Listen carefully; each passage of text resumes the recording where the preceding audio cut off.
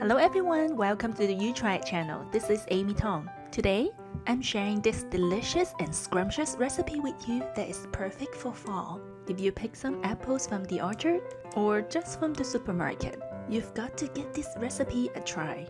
This recipe will give you a flaky and buttery pie crust, wrapped with scrumptious and juicy apple inside. Follow me to the kitchen and I'll show you how to make these apple hand pies.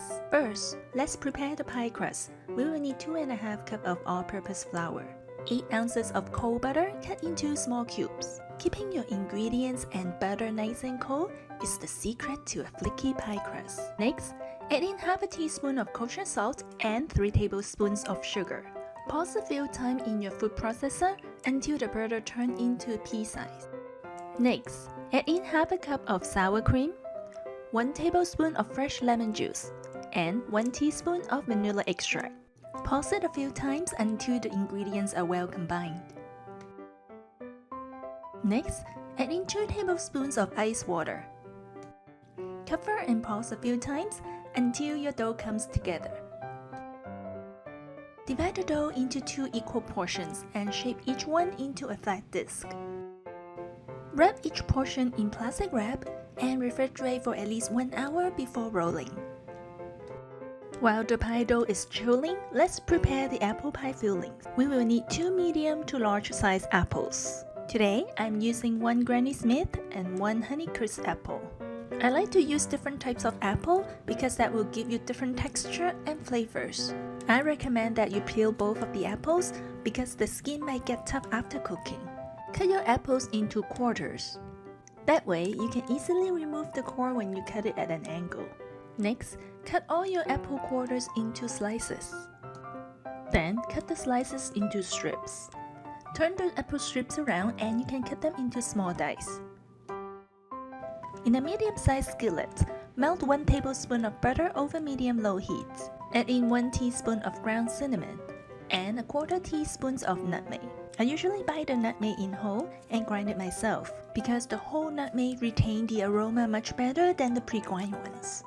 Next, add in 2 tablespoons of water. Heat the mixture until the butter is completely melted.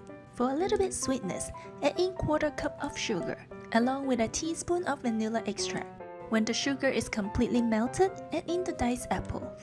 Stir occasionally and cook the mixture for about 5 to 6 minutes, or until the apples are slightly softened. To thicken the pie fillings, dissolve 1½ teaspoons of cornstarch with 1 tablespoon of cold water. Add the cornstarch mixture into the apple pie fillings. Stir constantly until the sauce comes to a boil and slightly thicken. Let the apple pie filling cool completely before using it. And today, I'm using this fun pocket pie mold. I love this pie mold because it's so easy to use and the pie turns out so adorable. I'll list the product link below this video for your reference. Dust your rolling mats and rolling pin with some flour.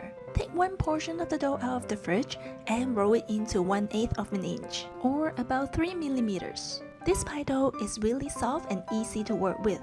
If it gets a little bit sticky, feel free to sprinkle some flour on top before rolling. Next, stamp out your pie dough with the mold. And remember to dust your pie mold with a little bit flour to prevent sticking as well. And if you notice, this particular pie mold has 2 sides for the top piece of the pie dough. It has a small leaf shape cutouts. That way, the steam can escape when you're baking the pies. Take out the bottom part of the pie dough and place it onto the mold. Place 2 tablespoons of the apple pie fillings in the middle. Then, top with the top side of the pie dough. Just make sure the top and the bottom dough are in line with each other. Close the pie mold and apply gentle pressure.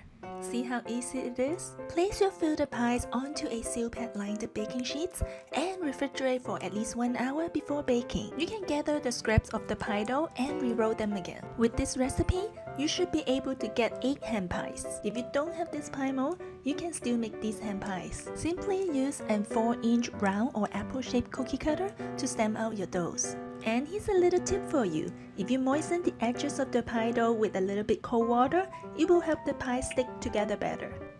Use a fork to seal the edges of your hand pies. To prepare the egg wash, whisk together 1 large egg yolk along with 1 teaspoon of water. To prepare the cinnamon sugar, simply mix together 1 tablespoon of sugar and ½ teaspoon of cinnamon. When you're ready to bake, Preheat the oven to 375 Fahrenheit and brush the pie with the egg wash.